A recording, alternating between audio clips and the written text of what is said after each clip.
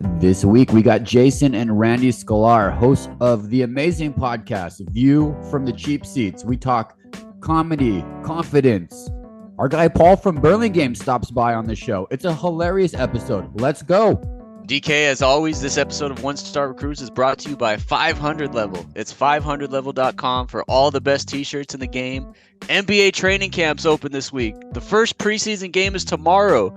500 Level has all the new guys. They got Damian Lillard Bucks shirts. They got Porzingis Celtic shirts. Bradley Beal. They have a whole stable of items from the Phoenix Suns Bradley Beal. Check it out, 500level.com. 20% off everything on the site with the discount code ONESTAR. Let's go. Yo, aloha. Welcome to the One Star Recruits podcast. I'm DK, joined as always, my best friend of 30 years, Rip. Keep the music going, Rip. We're going to get right into it. I've got current events. We're going to call these Rip Reacts. We're going to set the tone for this whole episode. You ready? Here we go.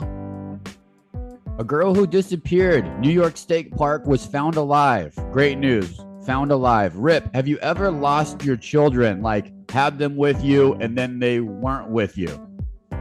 It's a parent's worst nightmare, DK. For me, I've been pretty lucky. It's only happened for probably 30 seconds. I'm pretty helicoptery, man, as we know from listening to this podcast. But, man, I'm glad she was found alive. There's some crazy people in this world, and I've been pretty lucky so far, so let's keep that going.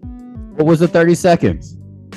You know, when you turn around, and not any particular place, the grocery store, Disneyland, it's happened multiple times, but they're actually pretty cautious, so they don't stray too far, which is a good thing for me. But yeah, it's been more than once.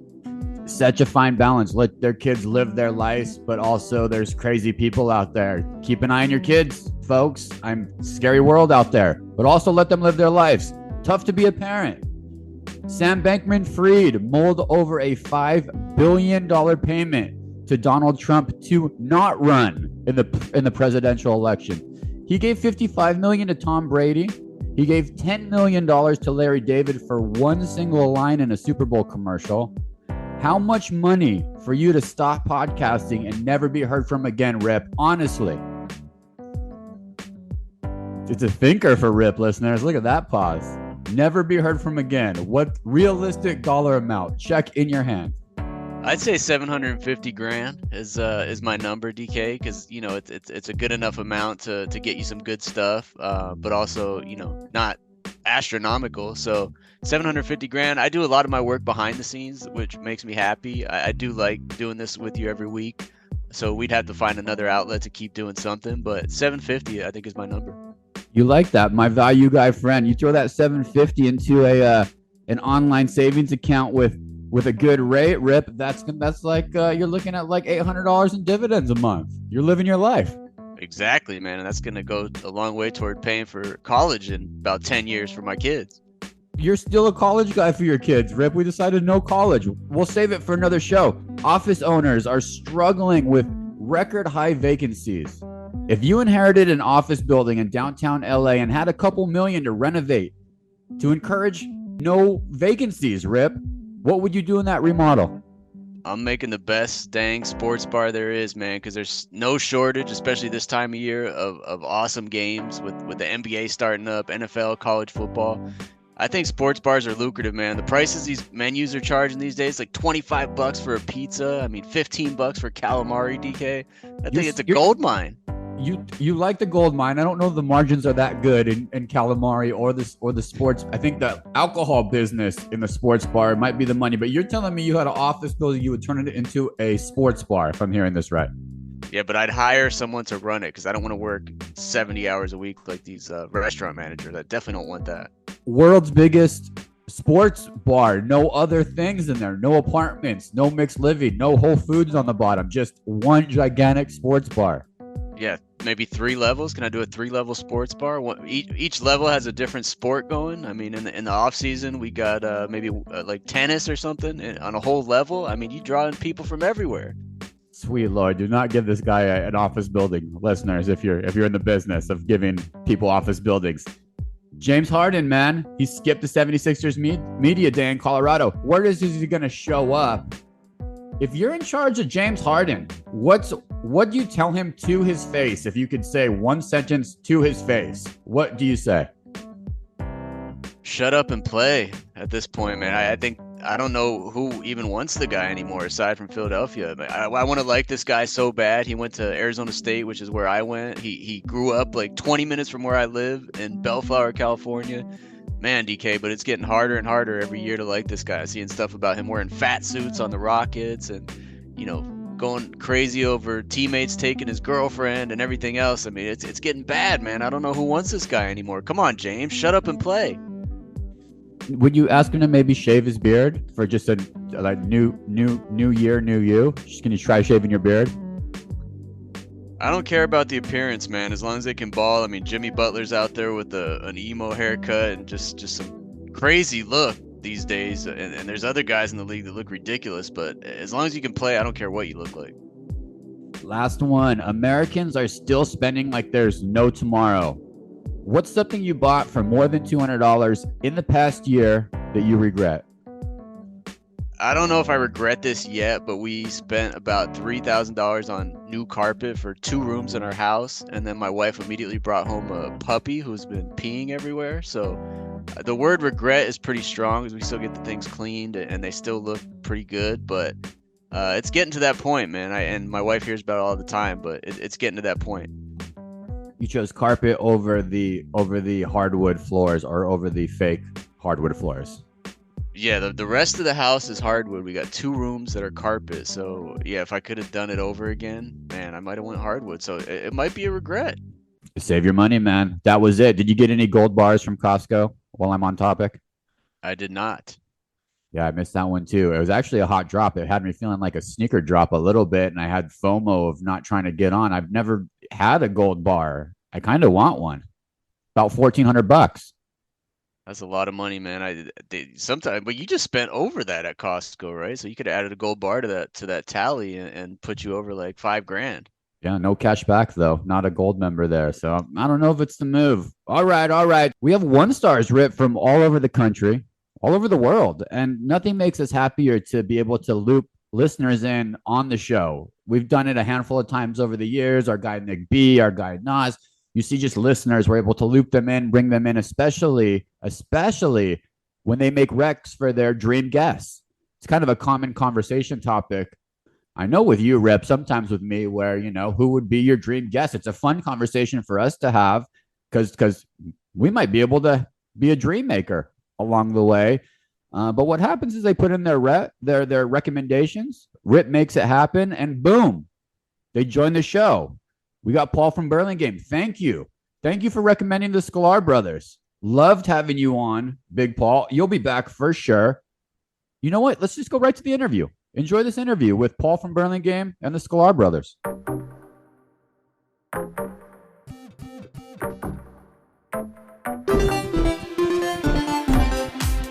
Now joining the 1-Star Recruits podcast, we have 2 husbands and 2 fathers, natives of St. Louis, Missouri, diehard Michigan Wolverines, basically the Travis and Jason Kelce of Ann Arbor, 2 comedy legends in the house with the 1-Star Recruits, the Sklar Brothers. Thanks for hanging out with the 1-Stars, fellas.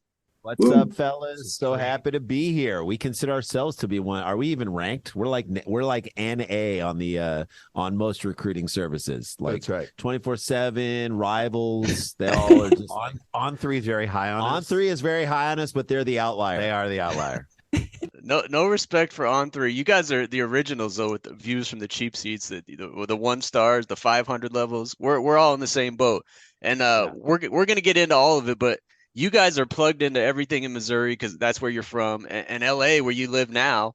What's your take on the feel on the streets of that Travis Kelce Taylor Swift stuff? Everyone's talking about. Is it real or fake?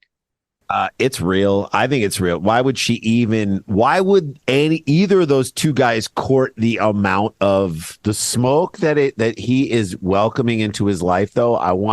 Did you know that Travis Kelce's ex-girlfriend, who he dated for only a couple of months, is now giving interviews with the Daily Mail being careful. Like, watch out, he's a cheater. And he's got to make a comment that said, I wasn't with you long enough to cheat. It's too. Yeah, they got together on a reality show. I mean, that's not even a real relationship. Come on. Girl, I was cheating on you with you on someone else. No, look, I think it's too much heat. I love Taylor Swift. I'm a fan. I'm a fan because I have a daughter who also is. I took my daughters and wife to the Taylor Swift show in LA at the at SoFi, and she's a megastar. If they can make it work, I'll be happy. We've met Travis Kelce at a comedy show. We love him. He was so cool. He was so chill. Funny. He kind of reminded me of, and I'm going to put this, football Blake Griffin. You know what I mean? Nice. I like that. Comedy lovers too. You guys love comedy lovers. Yes. But also funny in life. Like if they didn't play basketball and didn't play football, I'd be like, ooh, that guy would maybe be a comedy writer or a comic. So feel that way about Travis Kelce. There's just a lot of heat. Like you look at everyone who ever dated a Kardashian. Who couldn't make it work if it was Gronk and, you know what I'm saying? If it was Gronk and Taylor Swift, that wouldn't work. Or if it was like try to spike her. Aaron Hernandez and Lady Gaga, like that wouldn't work. No. So no, but I think you're just going tight ends and other tight ends and female singer. But I will say this, Kellen Winslow Sr.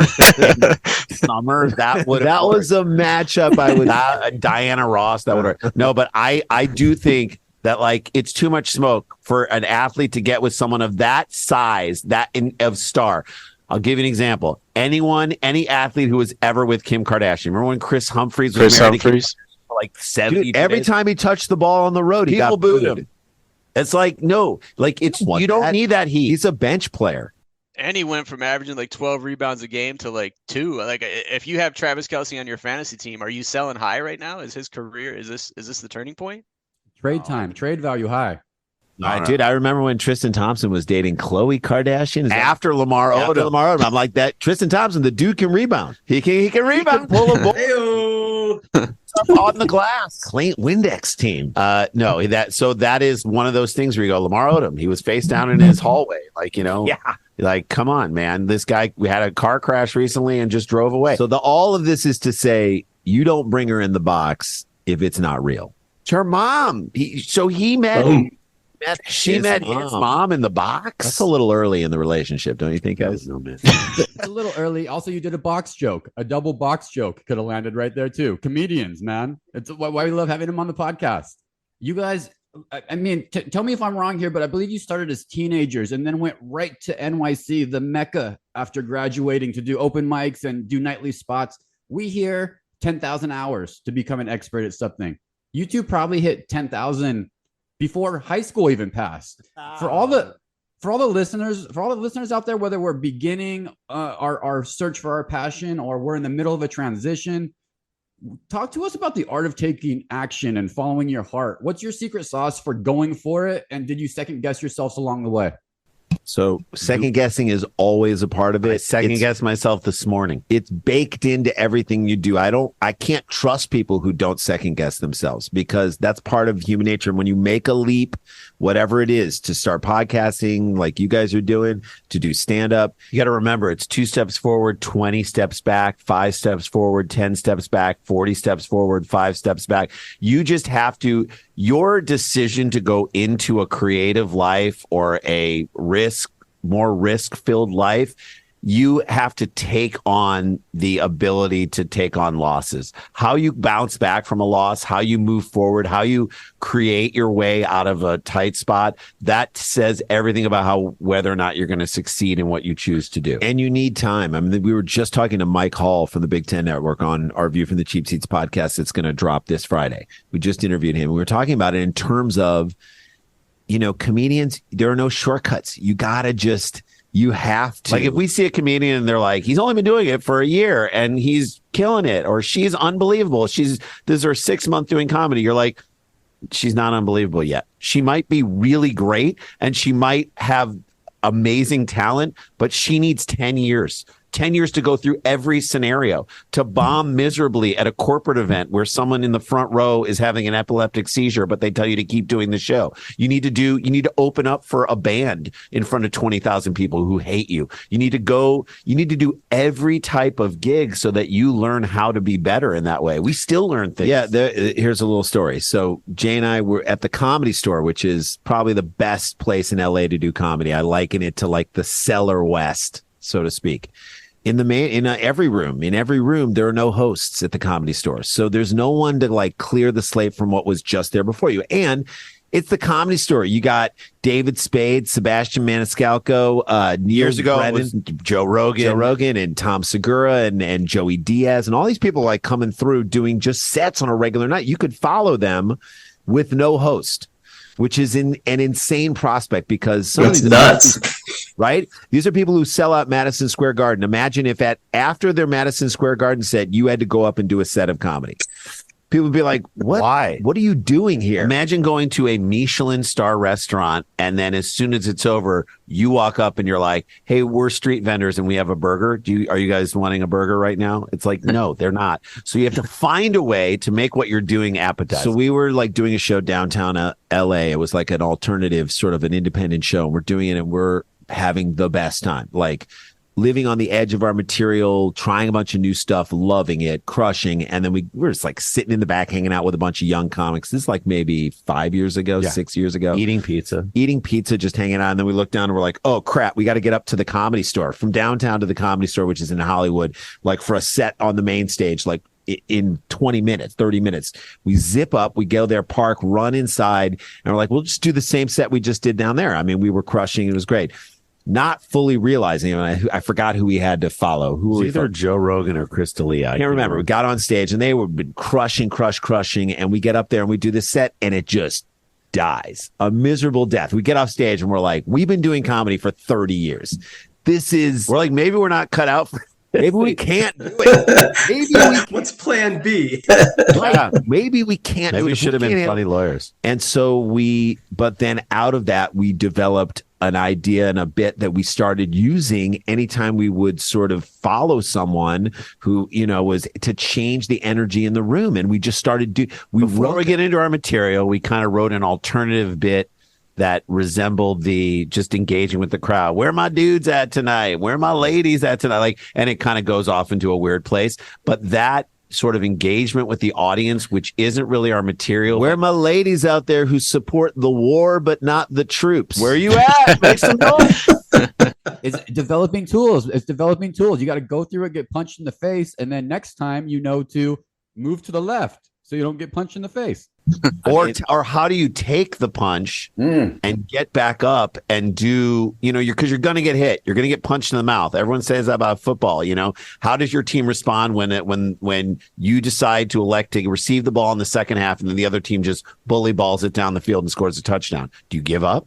Do you go game over? No, you don't. But that took, I'm saying, so for the young person, we're saying that we learned that lesson 30 years into doing comedy. And that was something we had to learn. And so we feel like we're just now getting to the point where we're like, okay, we understand it in all scenarios, how to walk into a scenario. And we also understand when we're like, this is not going to be good.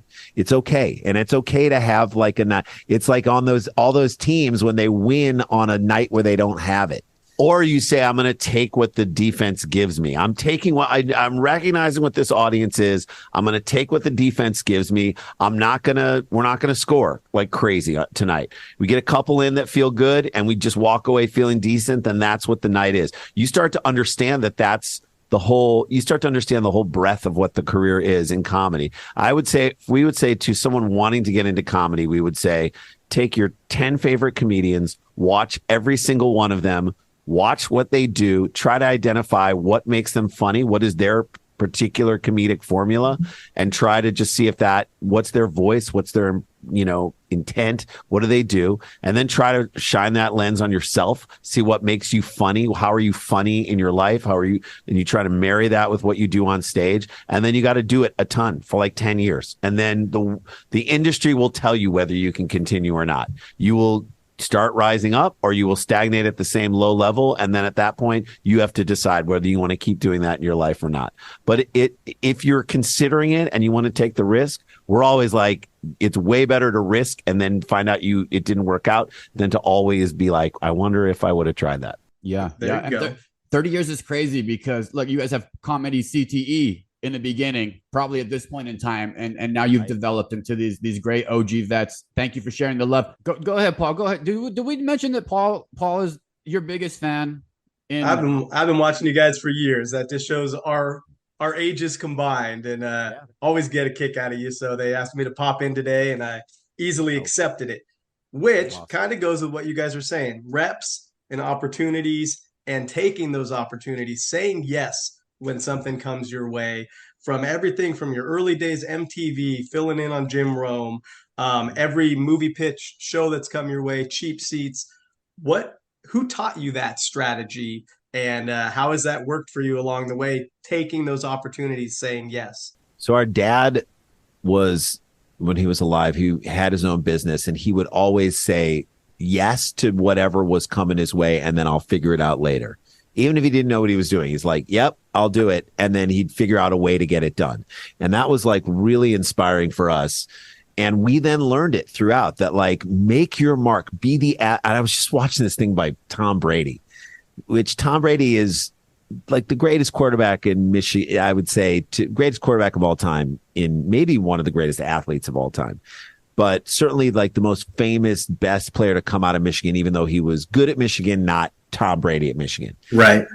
I just saw a little thing that he talked about where he was like, I would always complain, like, how come I'm not getting enough reps? You go into practice and the number one guy gets like 20 reps, the number two guy gets 10 reps. And he's like, I would get 2 reps. And I'm like, this sucks. I'm not getting the reps to show what I am. And then someone told him, dude, at Michigan, I believe, make those 2 reps the best 2 reps ever. Like, run out with energy, bring something to it, like prepare, like Greg Harden. Yeah, Greg Harden. Prepare as hard as you can and make those 2 reps the absolute best 2 reps of the day for everybody. Absolutely.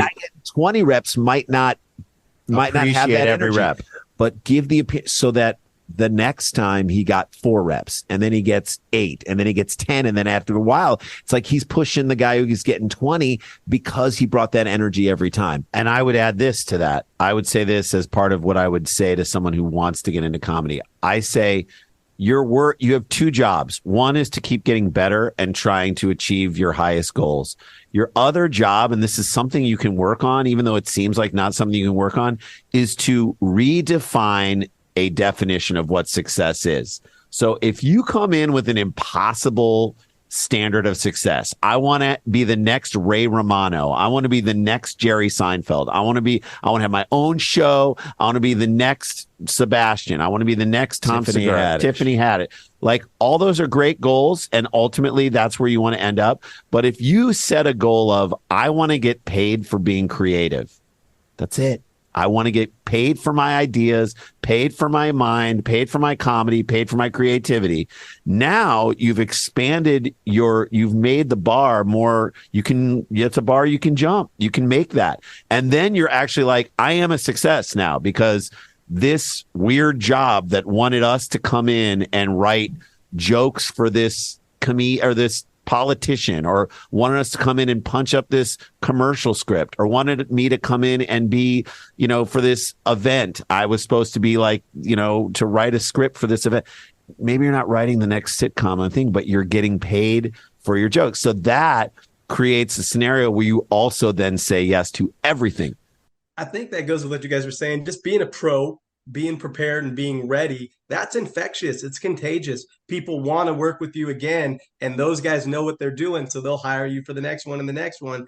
You've said something as much as you're kind of like the comedy journeyman, and I don't mean that in a bad way. You've been working for decades now, and you've had enough success, or the level of success that you guys are comfortable with, and it has allowed you to kind of still be regular people and be husbands and be dads, and not get caught up in the rat race, or maybe some of the negative trappings that come with living that Hollywood limelife goal.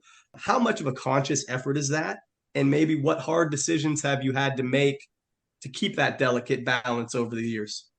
Great question. Phenomenal question. So I would say that our career is really like improbable. It's a totally improbable career. I'd put it on par with like Brian Scalabrine. You're like, how was he in the league for 12 years? Well, like there is that feeling like, we have managed to stay in this business for maybe 25 years without a massive hit that has led to another hit that has led to another thing. Like, we have friends of ours who, like, they were in a movie and the movie took off, and then that gives them 5 other movies, and then your career is set. Or they were in The Office and you were on that show, and before you know it, then you're going to be in 10 other TV shows because it's a massively successful show. We did Cheap Seats, which we loved, but that was a cult hit. That didn't lead to 5 more shows. So all of it has been self-created and made by us, which definitely at times is stressful. There are times where we're like, what are we going to do? How are we going to make this work? There are times where we have to work way harder than people who are just like, I get to decide what my next project is going to be. There are times where we look into the abyss and go, why do we choose to do this? So we have all those moments in our lives. But with that, we've still been able to do 25 years of a career or 20, really like 27, 28 years of a career. And we've been able to be there for our kids for their entire growing up. Randy just sent his first daughter to college. We have been there in their lives at every game, at every pickup from school and everything like that. So we've been fortunate. Now we have, we were in the movie Wild Hogs and we were gone for 7 weeks to do that. And that was hard, but we did it. I think if opportunities came up like that, we would be excited to take them. But on some level, we just did a 2-man show that's like a stage show. I don't know if you know who Mike Birbiglia is, but Neil Brennan did just phenomenal stage. Our buddy Alex Edelman has an amazing one running in New York, or just ran in New York right now. So it's like an actual kind of Broadway type show, which is a mixture of stand-up and storytelling and whatnot that we wrote during the strike and whatnot and the beginning of the year, and put it up over the summer in LA. We're going to put it up again in New York as part of the New York Comedy Festival in November. And the hope is, in success, some investors will want to take it to a theater in New York for like 2 months or something.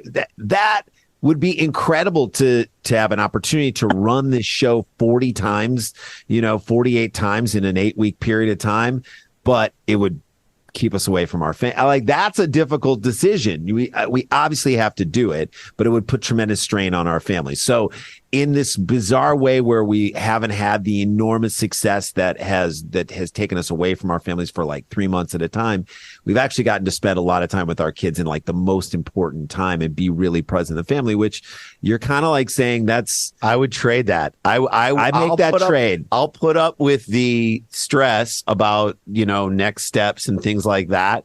That periodically comes up. I will put up with that in order to have had the life we've had so far, and also to be able to go to the store and go out and usually when people come up to us, they're diehard fans. They're people who know us from Cheap Seats or know us from this, that, or the other, and it's usually a great interaction, and it's not intrusive, and it happens. It's fun. It's life affirming. I love that. Yeah, it's great. It's a chance for you to turn to your kids and be like, "See, I am important." Yes, stop yelling.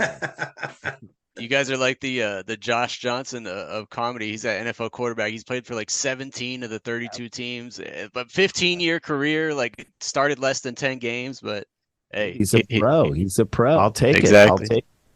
Hey, I know you guys got to run here. We got a few more questions. We end every interview with the segment we call 1 star to 5 star. Everybody knows we're the 1 stars. We're trying to get better with advice and tips. It was some great stuff for you guys so far.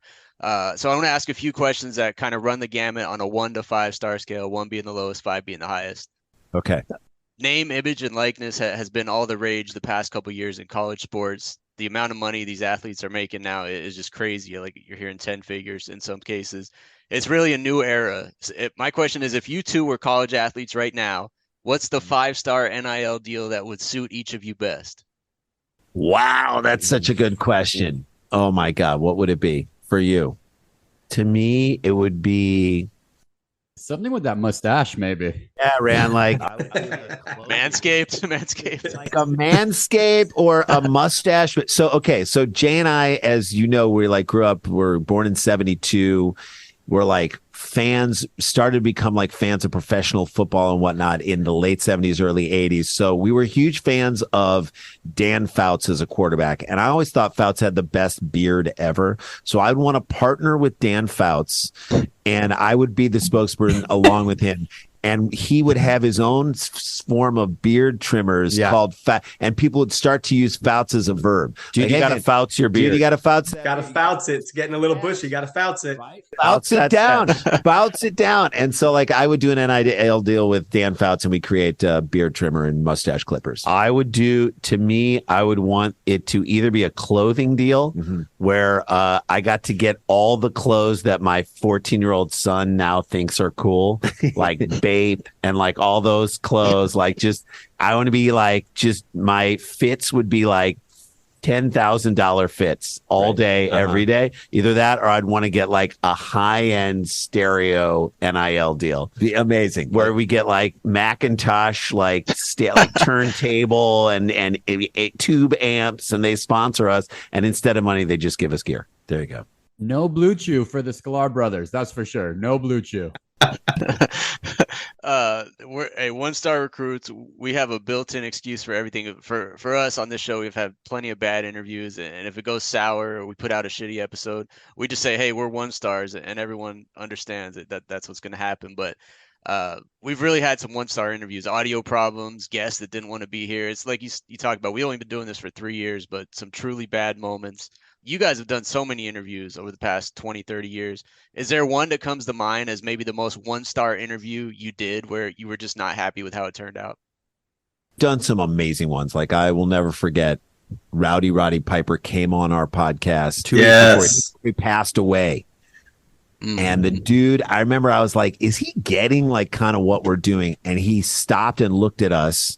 And it's like, I want to say something to both of you guys. And we're like, oh, God, is he going to hit us? It's going to hit you with the elbow. Right? And he just lifted up his kilt. No. And he just looked at us and he was like, I totally see what you guys are doing. I 100% get it. And don't ever stop. It was like a super inspirational moment. And I'll never forget the way he looked at the two of us. And the fact that he passed away 2 weeks later, I was like, wow. The fact that we had this moment was insane. Conversely, you know, we've always had great sort of guests on the podcast. We sort of have made it a point to make sure they're people that we love. And there aren't a lot of people coming in who we're like, who is this person going to be?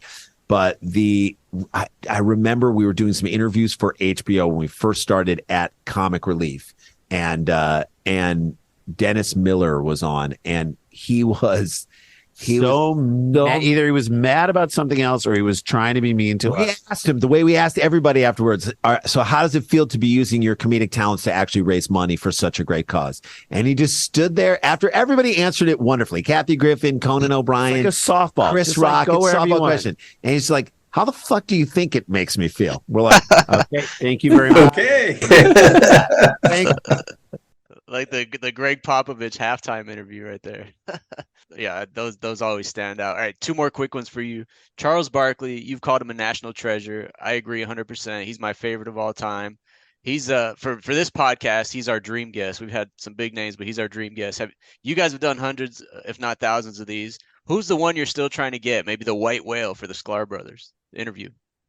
Absolutely love to have on is Jalen Rose. We went to school with him at Michigan. I think he's unbelievable. I would love to make that happen. I think he's one of the best people out there. He just would be incredible. So fingers crossed that someday we can get Jalen.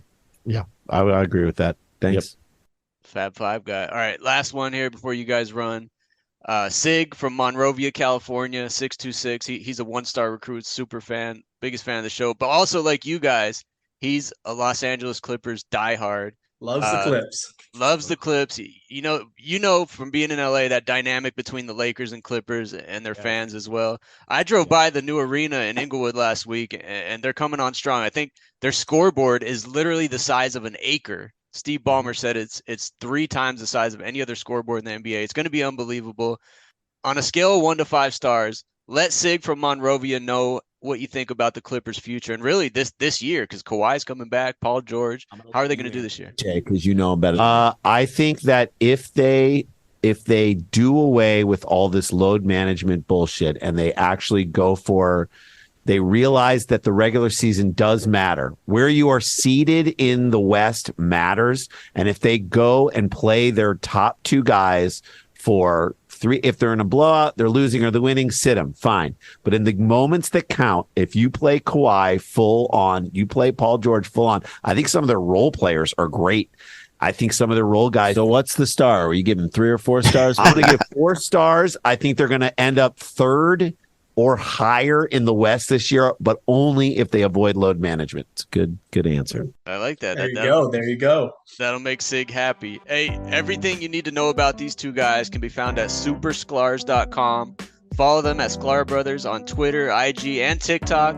The podcasts are View from the Cheap Seats and Dumb People Town. You guys, I think it's Fort Collins, Colorado, October 6th and 7th. We can always find you in LA. Keep killing it and making the whole world laugh, guys. Thank you again for coming on with the One Star Recruits. Thank you, fellas. They're much higher than 1 stars. Much higher, fellas. Thank you, boys. Thank you, guys. bros. Take care. Go see these guys. Get your tickets. Thank you, Sklar Bros. Jason and Randy, they're on tour. Check the website, like Rip said. Comedy is just the best. I really miss comedy in Hawaii, actually. There's one good comedy club, I think, in Honolulu called The Blue Note that some comics do come out to. Some famous comics actually come out to. But I miss it a lot, Rip, and I'm disappointed you're not going to more comedy shows. Start going to comedy shows. I need to, man. I love it, and yeah, that's one thing I miss. And we just need a reliable babysitter, and we'll be to something. All our babysitters keep leaving, DK. They move away or something. It's crazy. We have bad luck with babysitters. You're almost at the age when you can let your older son just watch the younger son. You're pretty close. Ooh, I wish, man. I mean, we leave them at home for like 5 minutes sometimes, like barely. But even that, like, you know, it's nerve wracking, man. We got definitely probably 7-8 more years till we can do that. Oh boy, helicopter parent, Rip. You just told me about a girl getting a 9-year-old getting kidnapped. My kids are I know the world's crazy. I know. But when you were 7, you were watching probably 6 kids and playing Super Nintendo at the same time and making mac and cheese. That's a good point. Walking to school by myself, but I also got hit by a car and got a concussion and woke up in the hospital. So there's highs and lows, DK. It could have made you a great podcaster. Could have also been the real fact for losing your hair, your follicles. Your follicles came out of your hair, maybe because of being concussed. Who knows? CTE. Who knows? Some concussions in the NFL as usual, man. It's that violent sport continues, but sweet Lord, is it good. NFL week 4 passed. That was a quick 4 weeks for the NFL. It's always I look at timing of life and to enjoy every second and to take advantage of every hour by looking at the NFL schedule because it moves so damn fast as we go into week 5. We're going to start to see bye weeks this week, which we haven't seen quite yet in fantasy football. Let's start at the top of the NFL. The top of the contenders bracket, if you will, Rip. I know the Bills are here now. The Bills have made their statement. They've started to bill the way we thought they would bill. Billy Clint, big time Bills. They've slowed down Miami last week. That's an early statement. Weren't sure if anybody could slow down Miami 2 weeks ago. Obviously, you can. The 49ers continue to be the 49ers, what we thought they were. 4-0, they're driving through the division, nice and easy. Cardinals gave them a game. It was fun to watch. We'll talk about that a little bit. The Eagles wiggle out of a tight game against the Commanders. Normal for the Eagles, but the Eagles are also eagling. Fly, Eagles fly. Adam in Phoenix. So annoying with his Eagles chants and texts. It's too much, Eagles fans. Besides the 49ers, Bills, and Eagles, Rip, who else deserves to sit at the top of the contenders bracket? I mean, you left out the Super Bowl champions with the best quarterback in the NFL, Patrick Mahomes, and the Chiefs. Yeah, man, it's those 4 teams though. Really, the 2 NFC teams, the Niners and Eagles, and 2 AFC are Bills and Chiefs. Everyone else is trying to catch up. Miami's not there yet. Yeah, it's really those 4. If you had to pick a Final 4, it's those 4 right now. I thought this was going to be the Bengals year where they have a really good regular season, but that's not happening. So. But yeah, I mean, with 17 games now, we're not even 25% into the season. So long way to go, man. Yeah, long way to go. That's, a lot of things are what it starts to kind of filter out too. I like it that last week, the Dolphins were going to the Super Bowl. Now the Bills are here. They have something to say about it. The 49ers, the Cardinals played hard. Did you get any time away from Little League? Were you able to record the Cardinals game, sit down, take a look at Christian McCaffrey? Really, the modern day running back. This is what running backs should look like. Jonathan Taylor, as you come back, take a look at that McCaffrey tape. If you could just run like that, run hard, to the first down line, run hard to the end zone, and stay small. Did you watch any of that, Rip? Did you record it? Yeah, I was actually after the Little League game, so I was able to watch about half of it. And yeah, he's best offensive player in the league to me, running, catching passes, scoring nonstop touchdowns. But with him, and I still always have that feeling every time I watch him with his history, there's an injury coming, man. He's being used so much. They got a game against the Cowboys, which he's probably going to be needed for all 60 minutes of that game. So I wouldn't be surprised if it happens soon because man, they're really working that guy. It's an art form. I kind of been nervous too watching guys like that. Watching Stephon Diggs, who got a lot of touches. He scored a lot of yak for the Bills, the wide receiver. Out here in Hawaii doing surfing and watching a lot of people in the waves and wave action. Here's if you're an NFL receiver, tight end, or running back, go ahead, listen to this. If you listen to anything I say this whole podcast, listen to this. Dive into oncoming traffic like it's a big wave coming at you. Duck dive. You know what that is, Rip? Yeah, there's some quarterbacks out there who have perfected it. You can add quarterbacks in there because yeah, if you're taking hits, you're not going to be lasting very long. But yeah, Diggs is one of the best. The duck dive is when the wave's coming at you and you're on a board and you get up higher on it. You push it down with your arms and put your head down and you let it fall over you. You know, and dive. Tyreek Hill does it really well. Dive into that low, protect yourself, live to fight another day. You know, it's never been more clear than me as I watch surfing and engage with surfing on this island as to maybe something as small as that. I know Tua was learning how to do jujitsu and roll and flip the right way. Go back to your roots, Tua. Fall into it like a wave. Dive under it. What happens is a lot of these guys come 100 miles per hour and they'll run into their own teammates if you can get under it and live to fight another day. Watch next time you're watching football next week. Watch Diggs in particular on the Bills, Stephon Diggs. Watch the way he dives into tacklers. Stay healthy out there. Stay healthy out there. Dude, I mentioned the Cardinals have surprisingly landed on this like fun teams to watch list, which is so unexpected. My initial thought with Coach Gannon and this roster going into the Cardinal season was it was going to be as hard to watch as the Giants, the Jets, and the Bears. Like physically hard to watch. And you know what? They're showing up. It's more obvious than ever this year. Tell me if I'm wrong with this statement, Rip.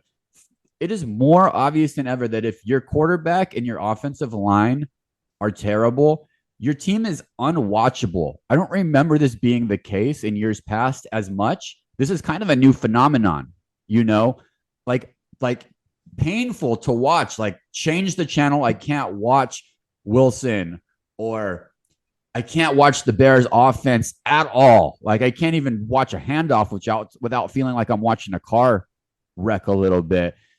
Let's do fun. The NFL has a gift for you tomorrow night because it's Bears Commanders on Thursday Night Football, baby. Two of the teams you just described, bad offensive lines, bad quarterbacks. It's going to be a fiesta of turnovers. The Commanders, I'll put the Commanders in the next tier up of just under fun to watch. They have something there. I think they have bad coaching with Rivera. He's like the corpse of a head coach out there. They might be bubbling with something with the Commanders, but you're right. It's going to be painful, and it's going to be Thursday. What other teams so far, Rip, have been on the fun to watch list? Maybe like the surprisingly fun to watch list for you besides the Cardinals? My mind right away goes to the Houston Texans, man. I think I texted our group the other day that I think C.J. Stroud is probably the best rookie quarterback so far. It's not even really close. He's breaking records. He's like a few passing yards behind Peyton Manning in his first 4 games. Real confident. Yeah, and I mean they just destroyed Pittsburgh, which isn't a huge win, but I mean 30-6 over the Steelers. Rookie quarterback, Tank Dell, rookie receiver. I mean they're exciting, man. They don't Tank Dell before you Nico Collins and a couple other guys. Nico Collins might be one of the better receivers in the league. Nobody's talking about.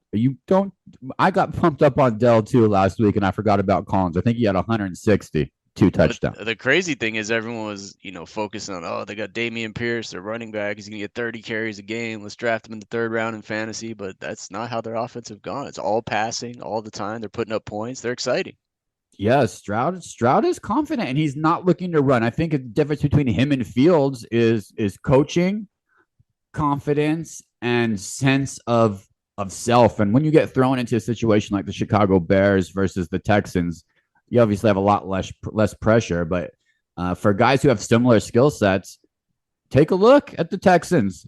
Drop it up there. Let your receivers make plays. They're flying around the field. Who else you got? Anybody else? The Bucks have been kind of fun to watch, surprisingly. I am an anti-Bucks watcher. I don't like the uniforms. I don't like the history too much. We went to a Super Bowl there. The Bucks were not playing, but we lost that Super Bowl to the Pittsburgh Steelers. So it's not a great taste in my mouth. I'm not mad watching Baker surprise people. I'm not either. I'm actually rooting for the guy. I mean, you look at his bad start in Cleveland, and then he had a little bit of success with the Rams for a few games, but everyone's been down on that guy. I mean, he might not be the most likable guy, but I'm rooting for him, man. He feels like the underdog, and they're 3-1. And of course, man, I'm always watching the Bucks because our guy Rashad White, one of the best human beings in the NFL for sure, number one running back there. Yeah, I'm into the Bucks, man. Go Bucks. Go Bucks. There it is. It's enough NFL. Let's do a quick fantasy second just in NFL that we're here.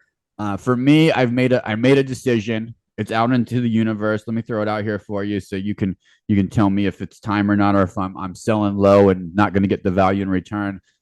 I thought the Pittsburgh Steelers would be a different football team a little bit. I thought they'd be able to run the ball. I thought in particular Najee Harris would be able to run the ball and work in the passing game, which they have not. I also really leveraged the Watt brother and Micah Fitzpatrick is going to be a good defense. And I'm ready to give up on him, man. I threw into the fantasy universe a trade here. I'm looking to move Najee Harris and Robert Woods on the Texans. Lots of balls being flown around on the Texans. I'm looking to grab on the low, maybe, Saquon Barkley and your guy, Luke Musgrave. Am I giving up on the Steelers too early, Rip? No, you are not. I expected a lot more from Mike Tomlin, but I wasn't too high on Kenny Pickett. But yeah, their offense looks like one of the worst in the league right now. Maybe they're getting Deontay Johnson back in a couple weeks, so maybe that'll change things up a little bit because he gets a lot of targets and yards over there. But yeah, they're looking terrible right now.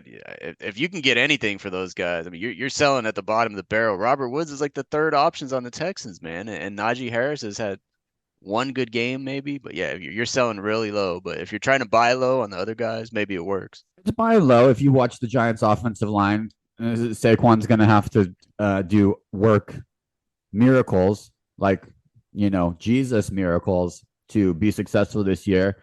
And Musgrave's injured, so it's low for low, low for low. I'm not trying to get too cute with it. I just want out on the Pittsburgh stock. I've had enough. Anything for week 5? Fantasy for you? You making a move or anything jump out at you fantasy football wise? I mean, it's kind of a boring week, especially on waivers. The biggest thing for me is Jameson Williams is coming back from a suspension for the Lions. They have a really good offense, but they also are pretty established right now with their wide receivers. But Jameson Williams has the pedigree. I think he's a top 15 pick a couple years ago. So really, I mean, are you going to blow any fab budget on that guy and see how he fits into that Lions offense, or is he just going to be another Charles Johnson, or a Lions wide receiver bust?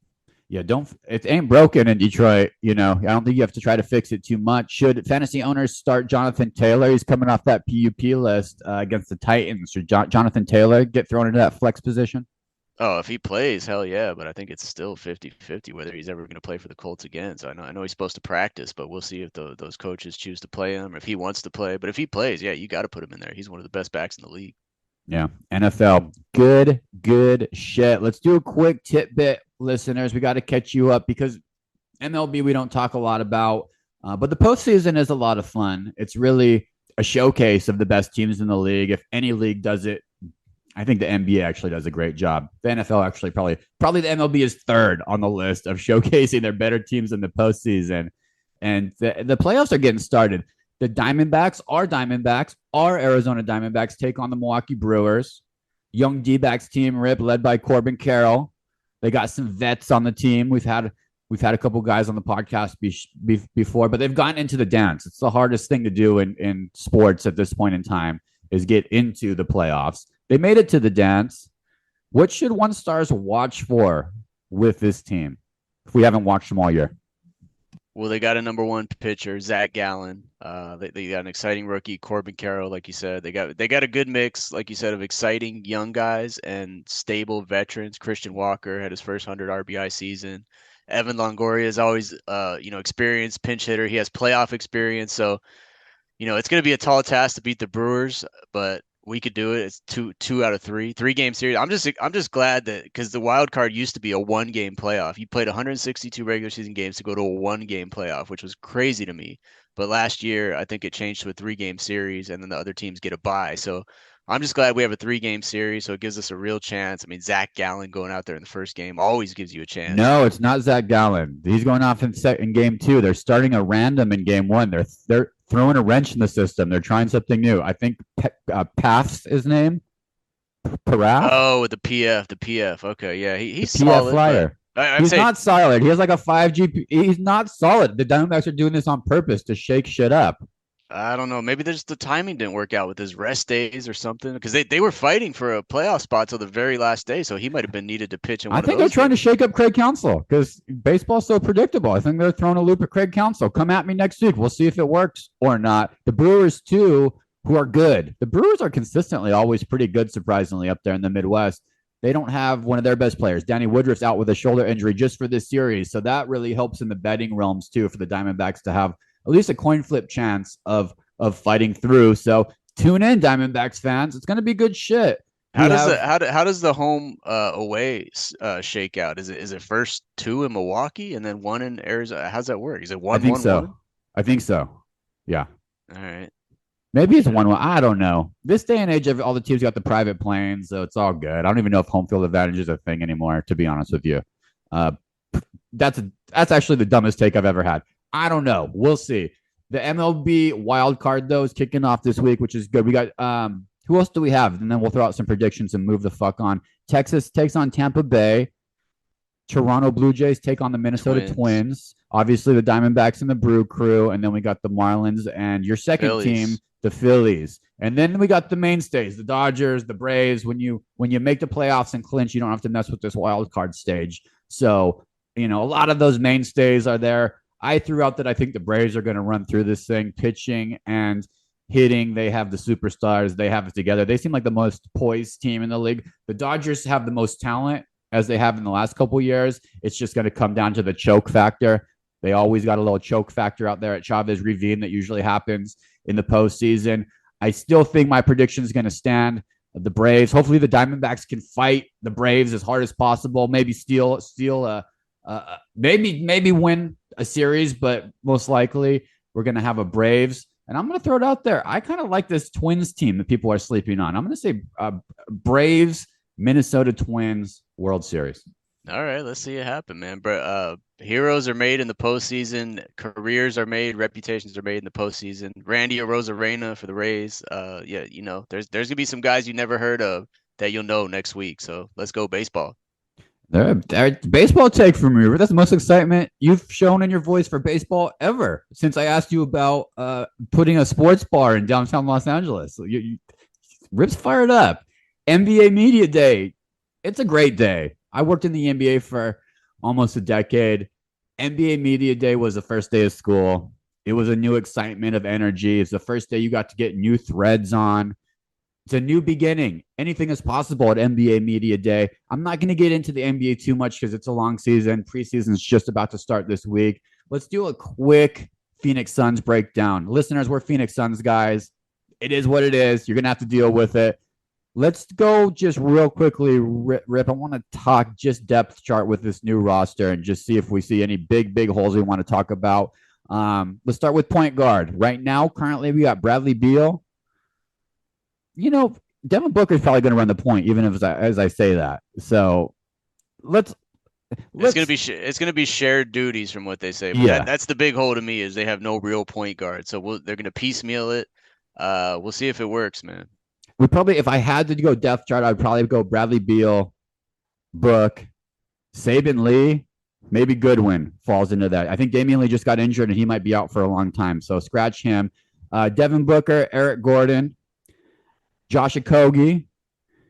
We got your guy, Utah Wanatabe, in here at small forward. We got Bates Diop in there. Nobody's talking about him. I don't know a lot about him. Kevin Durant, obviously. Drew Eubanks, who I learned at Media Day, has been living in the city of Phoenix for multiple years. He calls it home, which respect. Bull's in there at power forward. Let's talk about some of the new guys. Grayson Allen. Let's talk about the depth chart, Rip. Where do you think we're strong? Where do you think we're weak? Maybe a little weak at big man. I'm excited for Nurkic because he's a rebounder and a fighter, a Bosnian beast. I'm excited for that guy. But obviously point guard is a whole. But I think everywhere else we're good, man. I was begging for them to get a couple good 3-point shooters this offseason that could just stand on the perimeter and hit threes, and they got Grayson Allen. They got Utah Watanabe. So I think we're good there. Even those energy guys, man, we still got a Kogi. Bull always gets people excited when he checks in for his 5-6 minutes.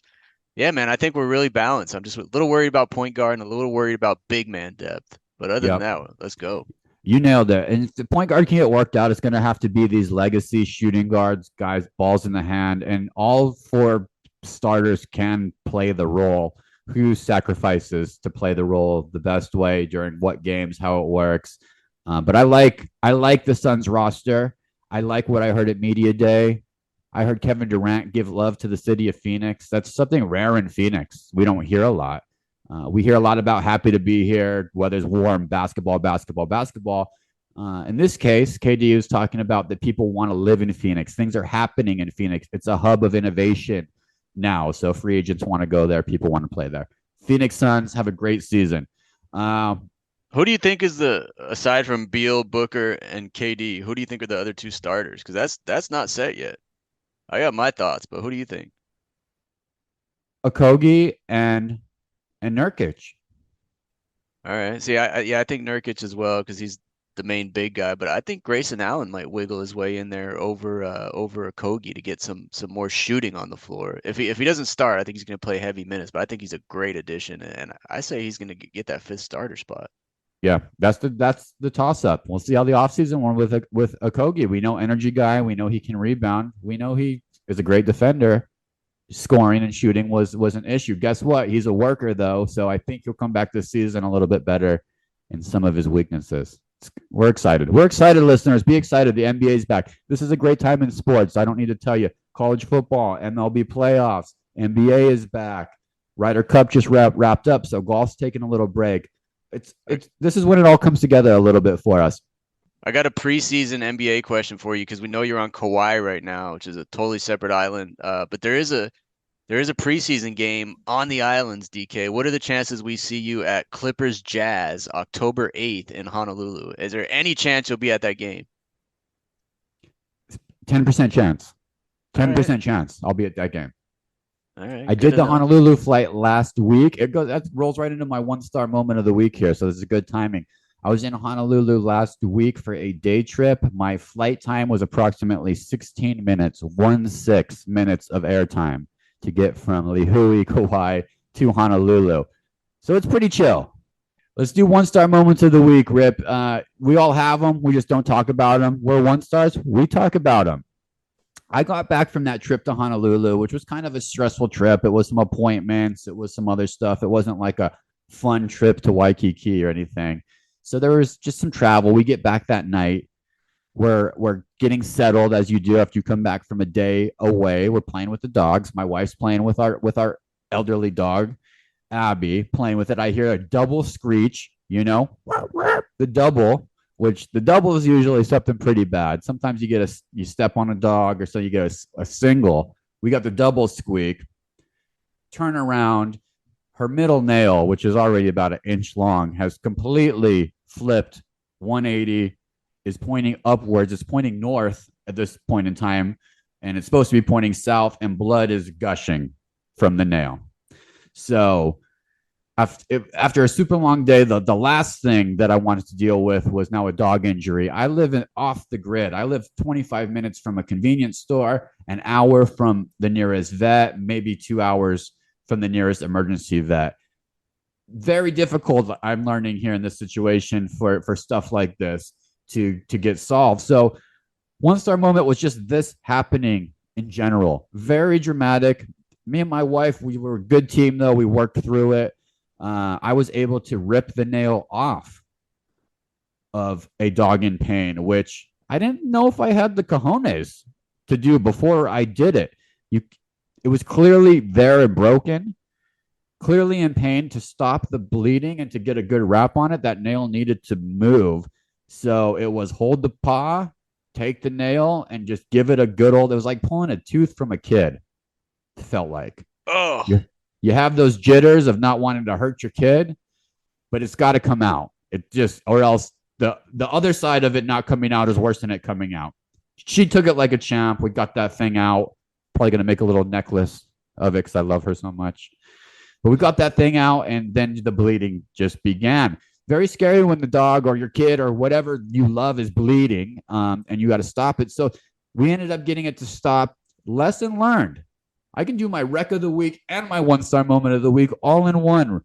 Lesson learned, cornstarch. So I live out on this farm in the middle of Kaleheo, Hawaii, in the middle of nowhere. I had to call my fellow neighbors who live on this compound and ask them if they had any flour or cornstarch, because the internet said if the bleeding doesn't stop, pour some cornstarch or flour on it. They were nice enough. This was 10:30 at night to come over on the quad, drop off some cornstarch. Lesson learned is cornstarch allows the blood to clot. It will stop bleeding. This works for humans too. It's not a terrible thing for the system. If it gets in the wound, it stops the bleeding. It clots the blood. So my takeaway is that flour or cornstarch will stop bleeding if you need it in a pinch. My other takeaway is don't panic and try to call the emergency vet, especially on a small island. Like in the animal world, things happen all the time. Survive the night and deal with it the next morning during office hours, if you will. An emergency vet, I think, is like $500 just to pick up the phone. So she ended up being okay. Turns out she's actually might even be in better shape after getting that nail taken off on accident by my wife than before, because it was like a long kind of hangnail that was giving her, she was having a pain in the ass walking with it. So it ended up working out one way or another. So all in all, dog's healthy again. A little dramatic. We survived. And have some cornstarch in your house, Rip, if you ever cut your finger off with a knife. that's a hell of a Google search. What do you do if you live off the grid and your pet won't stop bleeding?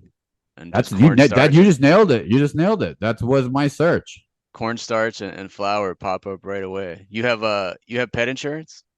No pet insurance. Wow. I was talking to someone the other day. We don't either. 2 dogs, we don't either. But I was talking to someone the other day that has it. My cousin has it. And apparently it saved them a lot of money with the amount of time your dogs spend at the vet, man. It might be something to look into at some point here. At this age, it's like getting an 80-year-old insurance, though. It's at some point in time, you're too old for the numbers to make sense. We'll hope for the best. I want to be better at not reacting, and my first reaction being the vet. Maybe you think about that with your kids sometimes. That urgent care decision. If maybe you give it 2 days and they roll over it, it's harder, easier said than done. DIY, baby, do it yourself. Let's go. Yeah, man. Mine is I haven't apparently learned much from you over the past few weeks, eating those $2 frozen pizzas, $10 frozen pizzas. My 1-star moment of the week is just bad eating, man. It was a bad week. I took a 24-hour road trip up to Sacramento to visit some relatives. And just in that 24 hours, I ate 2 bags of beef jerky, one jalapeno flavored. I got buy one, get one free iced coffees in a glass bottle from AM PM, drank both of those. And wouldn't you know, my digestive system's a wreck. I get back home. I got to get back on balance because it was a terrible eating week. I've been a little sick, so I haven't worked out. I don't want to make that any worse.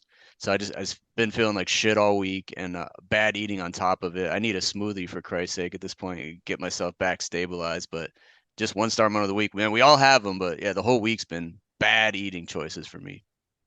Stabilize. A stabilizer for me at this day and age is smoothie is always a good one. I will get I'll just make a full floret of broccoli, the whole thing. I'll steam it and I'll just maybe mix in a little garlic and olive oil, salt and pepper.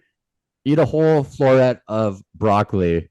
You'll have some good stools, Rip. You'll have some good stools. You'll clean yourself out. That could be a tip you can take on. How about Rex of the week, man? What do you recommend? Anything that made you feel good this week?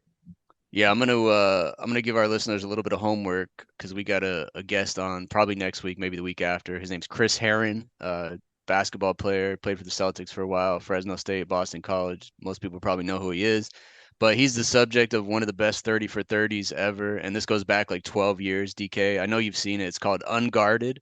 I just rewatched it last week for the first time probably in 10 years and to prepare for his interview. And it's a 5-star, man. It makes you think about a lot. It makes you really look at addiction and how it affects people's families. And, thankfully he's doing much better today, which you'll find out next week on our show or the next coming weeks here. But yeah, check it out, Unguarded, in preparation for that interview with him, because it was a really good interview, DK. I'm sure you'll agree.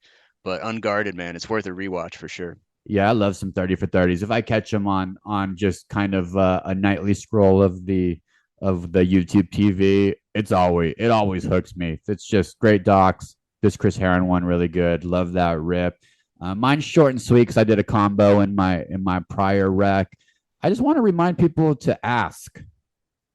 Rules exist, they're in place, but it never hurts to ask. Actually, I know Rip's a practicing member of the At Least Ask Club. You're probably one of my more prominent ask friends that I know. Would you agree with that? What do you mean by ask? Who am I asking? Anything for anybody. Why not ask? My rec of the week is ask. 2 things happened to me where I could have been passive and moved on with my life. One, we had a birthday dinner for my wife at a place here, at a restaurant here. We pulled up and I asked for a upgrade of a table in what was a very busy restaurant that my instinct said they're not going to upgrade you. Who are you? All the stuff that goes into your head of why people don't ask. But a kind ask led to an amazing table upgrade. Same thing here on the island of Kauai. We needed a new vehicle. I could have easily gotten online and just looked for leases or trades or some kind of normal business transaction. I asked a couple people in the universe. Guess what arrived to me yesterday, Rip? A lifted white Toyota Tundra. We now have a truck here because I asked. So once again, how prominent of a member are you in the card carrying At Least Ask Club?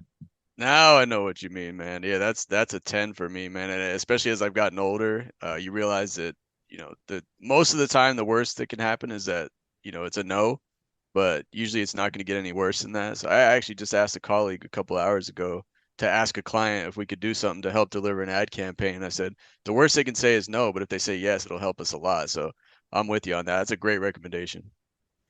It's a world full of rules and egos and not thinking you're good enough. There's also another side of it where you could take advantage. Just don't be a 10 and don't be at a 1. Ask nicely, be a kind person. You'll be surprised what the universe returns to you. Return us with 5 stars on Spotify or Apple. We'll be back with an amazing interview next week. Like Rip said, we have so many awesome guests lined up. Life goes on. Keep 1-starring, keep sharing. Send over your dream guests, just like Paul did. We are able to secure them. Guess what? You're coming on the pod with us. You might be famous. 1-star recruits. We'll see you next week. Keep smiling, keep shining, knowing you can always count on me. See you next week.